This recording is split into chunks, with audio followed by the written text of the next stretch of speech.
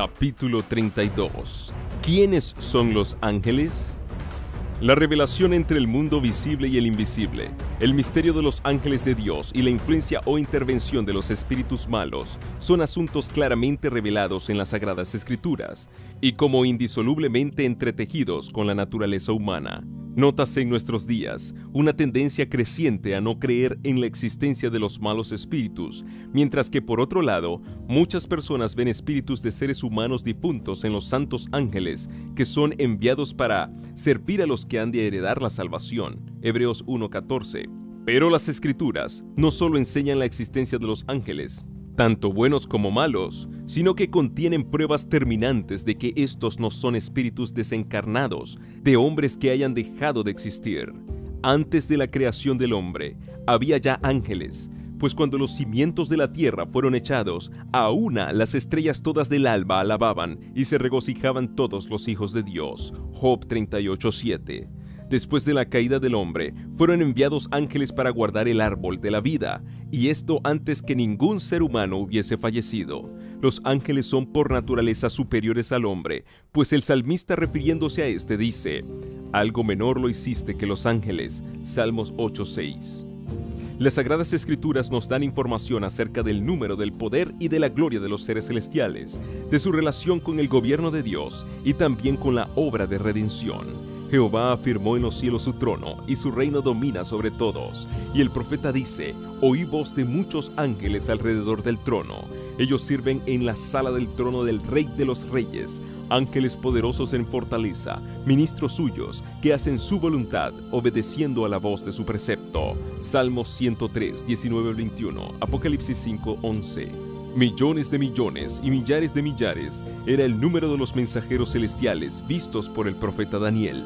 El apóstol Pablo habla de las huestes innumerables de ángeles, Hebreos 12:22.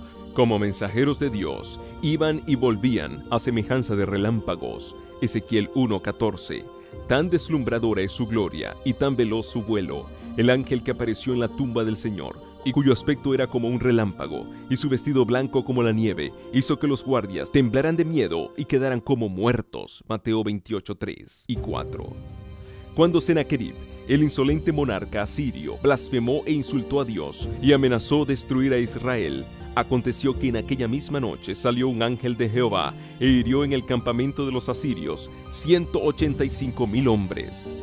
El ángel destruyó a todos los hombres fuertes y valerosos, con los príncipes y los capitanes del ejército de Sennacherib, quien volvió con rostro avergonzado a su propia tierra.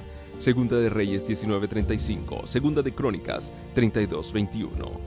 Los ángeles son enviados a los hijos de Dios con misiones de misericordia. Visitaron a Abraham con promesas de bendición, al justo Lot para rescatarle de las llamas de Sodoma, a Elías cuando estaba por morir de cansancio y hambre en el desierto, a Eliseo con carros y caballos de fuego que circundaban la pequeña ciudad donde estaba encerrado por sus enemigos, a Daniel cuando imploraba la sabiduría divina en la corte de un rey pagano o en momentos en que iba a ser presa de los leones, a San Pedro condenado a muerte en la cárcel de Herodes, a los presos de Filipos, a San Pablo y a sus compañeros en la noche tempestuosa en el mar, a Cornelio para hacerle comprender el evangelio, a San Pedro para mandarlo con el mensaje de salvación al extranjero gentil.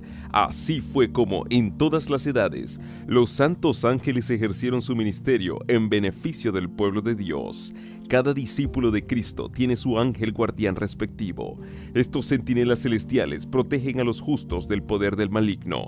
Así lo reconoció el mismo Satanás cuando dijo: ¿teme Job a Dios de balde? ¿No le has tú cercado a él y a su casa y a todo lo que tiene en derredor?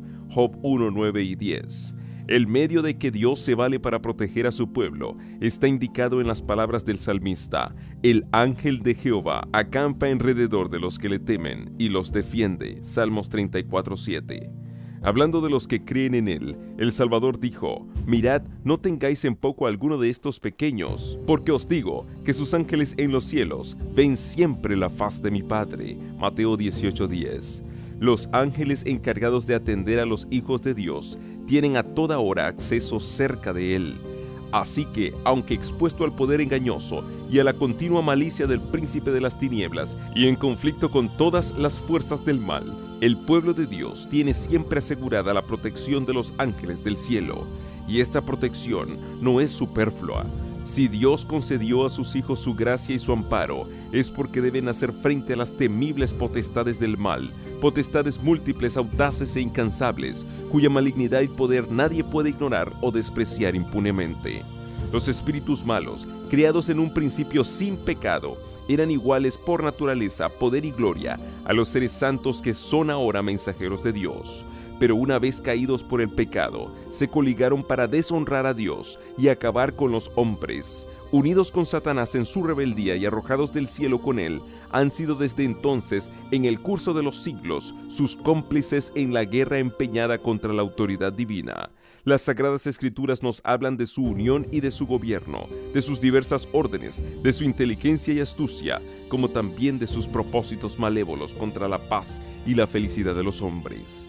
La historia del Antiguo Testamento menciona a veces su existencia y su actuación, pero fue durante el tiempo que Cristo estuvo en la tierra cuando los espíritus malos dieron las más sorprendentes pruebas de su poder. Cristo había venido para cumplir el plan ideado para la redención del hombre, y Satanás resolvió afirmar su derecho para gobernar el mundo. Había logrado implantar la idolatría en toda la tierra, menos en Palestina. Cristo vino a derramar la luz del cielo sobre el único país que no se había sometido al yugo del tentador. Dos poderes rivales pretendían la supremacía. Jesús extendía sus brazos de amor, invitando a todos los que querían encontrar en Él perdón y paz. Las huestes de las tinieblas vieron que no poseían un poder ilimitado y comprendieron que si la misión de Cristo tenía éxito, pronto terminaría su reinado.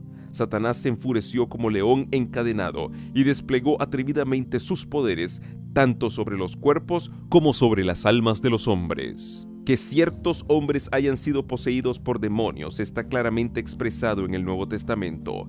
Las personas afligidas de tal suerte no sufrían únicamente de enfermedades cuyas causas eran naturales. Cristo tenía conocimiento perfecto de aquello con que tenía que habérselas y reconocía la presencia y acción directas de los espíritus malos. Ejemplo sorprendente de su número, poder y malignidad, como también del poder misericordioso de Cristo, lo encontramos en el relato de la curación de los endemoniados de Gádara. Aquellos pobres desaforados que burlaban toda restricción y se retorcían, echando espumarajos por la boca, enfurecidos, llenaban el aire con sus gritos, se maltrataban y ponían en peligro a cuantos se acercaban a ellos. Sus cuerpos cubiertos de sangre y desfigurados, sus mentes extraviadas, presentaban un espectáculo de los más agradables para el príncipe de las tinieblas.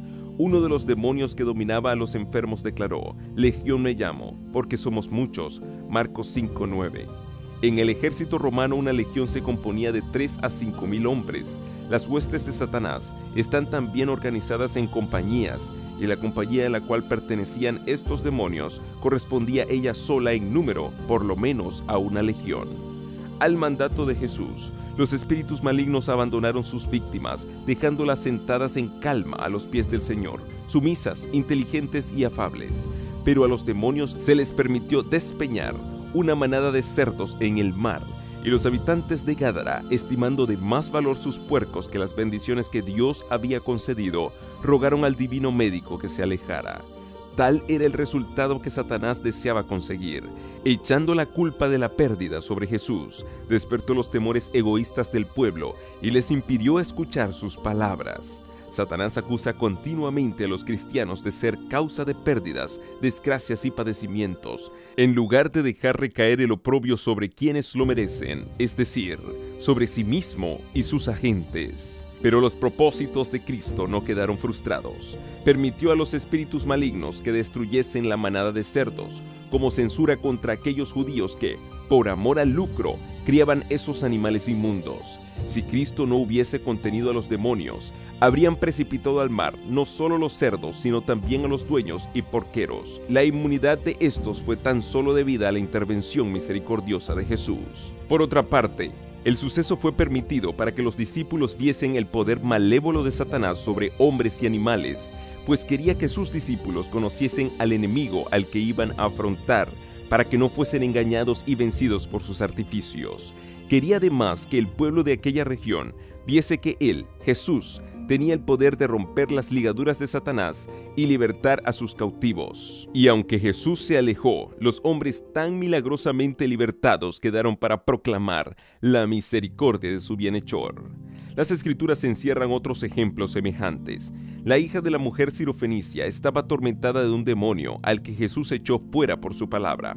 Marcos 7, 26 al 30. Un endemoniado, ciego y mudo, Mateo 12, 22. Un joven que tenía un espíritu mudo, que a menudo le arrojaba en el fuego y en las aguas para matarle. Marcos 9, 17 al 27. El maníaco que, atormentado por el espíritu de un demonio inmundo, Lucas 4, 33 al 36, perturbaba la tranquilidad del sábado en la sinagoga de Capernaum. Todos ellos fueron curados por el compasivo Salvador. En casi todos los casos, Cristo se dirigía al demonio como a un ser inteligente, ordenándole salir de su víctima y no atormentarla más. Al ver su gran poder, los adoradores reunidos en Capernaum se asombraron y hablaban unos a otros diciendo: ¿qué palabra es esta que con autoridad y potencia manda a los espíritus inmundos y salen? Lucas 4:36. Se representa generalmente aquellos endemoniados como sometidos a grandes padecimientos. Sin embargo, había excepciones a esta regla. Con el fin de obtener poder sobrenatural, algunas personas se sometían voluntariamente a la influencia satánica. Estas, por supuesto, no entraban en conflicto con los demonios. A esta categoría pertenecen los que poseían el espíritu de adivinación, como los magos Simón y Elimas y la joven adivina que siguió a Pablo y a Silas en Filipos.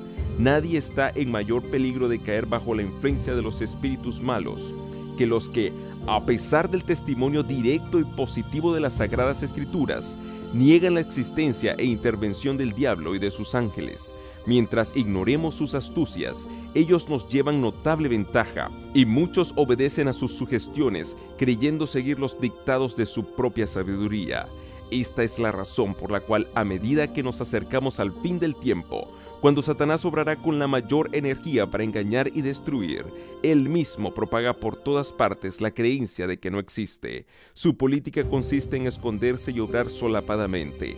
No hay nada que el gran seductor tema tanto como el que nos demos cuenta de sus artimañas. Para mejor disfrazar su carácter y encubrir sus verdaderos propósitos, se ha hecho representar de modo que no despierte emociones más poderosas que las del ridículo y del desprecio. Le gusta que lo pinten deforme o repugnante, mitad animal, mitad hombre. Le agrada oírse nombrar como objeto de diversión y de burla por personas que se creen inteligentes e instruidas. Precisamente por haberse enmascarado con habilidad consumada, es por lo que tan a menudo se oye preguntar: ¿existe en realidad ente semejante? Prueba evidente de su éxito es la aceptación general de que gozan entre el público religioso ciertas teorías que niegan los testimonios más positivos de las Sagradas Escrituras. Y es porque Satanás puede dominar tan fácilmente los espíritus de las personas inconscientes de su influencia, por lo que la palabra de Dios nos da tantos ejemplos de su obra maléfica, nos revela sus fuerzas ocultas y nos pone así en guardia contra sus ataques. El poder y la malignidad de Satanás y de su hueste podrían alarmarnos con razón si no fuera por el apoyo y salvación que podemos encontrar en el poder superior de nuestro Redentor. Proveemos cuidadosamente nuestras casas con cerrojos y candados para proteger nuestros bienes y nuestras vidas contra los malvados, pero rara vez pensamos en los ángeles malos que tratan continuamente de llegar hasta nosotros y contra cuyos ataques no contamos en nuestras propias fuerzas con ningún medio eficaz de defensa. Si se les dejara, nos trastornarían la razón, nos desquiciarían y torturarían el cuerpo, destruirían nuestras propiedades y nuestras vidas. Solo se deleitan en el mal y en la destrucción. Terrible es la condición de los que resisten a las exigencias de Dios y ceden a las tentaciones de Satanás hasta que Dios los abandona al poder de los espíritus malignos. Pero los que siguen a Cristo están siempre seguros bajo su protección. Ángeles de gran poder son enviados del cielo para ampararlos. El maligno no puede forzar la guardia con que Dios tiene rodeado a su pueblo.